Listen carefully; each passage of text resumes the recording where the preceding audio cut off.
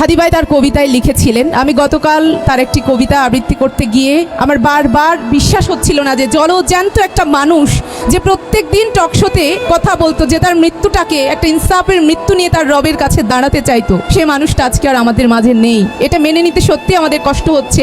যতবারই কষ্ট হচ্ছে তখনই পবিত্র কোরআনের সূরা ইমরানের সে আয়াতটা আমাদের মনে আসছে যে কুল্লু নাফসিন যায়কাতুল মাউত, প্রত্যেকটা প্রাণীকে মৃত্যুর স্বাদ গ্রহণ করতে হবে।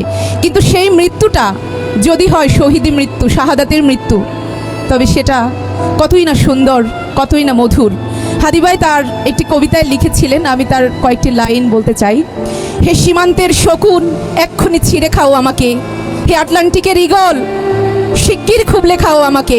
হে বৈকালে হ্রদের বাজ, আছড়ে কামড়ে ছিন্ন ভিন্ন করো আমাকে। আমার রক্ত রসে শুধু আজ অসহায়ত্ব আর অভাব। কাগজের কামলারা তাকে আদর করে নাম দিয়েছে মুদ্রাস্ফীতি। ঋণের চাপে নীল হয়ে যাচ্ছে আমার অনুচক্রিকা। সংসার চালাতে অন্তরে হয় ইন্টারনাল ব্লিডিং।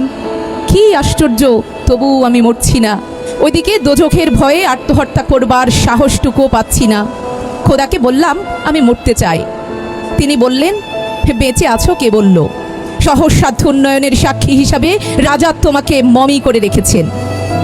বাজারে দীর্ঘশ্বাস ফেললে নাকি রাজ্যের ভীষণ বদনাম হয়। রাজারও মন খারাপ হয় খুব।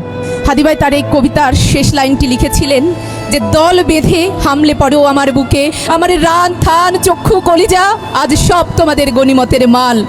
দেশি শুয়ার খুবলে খাওয়ার আগেই আমার ইচ্ছে মতো ছিঁড়ে খাও তোমরা, কিন্তু দোহাই তোমার মস্তিষ্কটা খেও না, তাহলে শীঘ্রই দাস হয়ে যাবে তোমরা।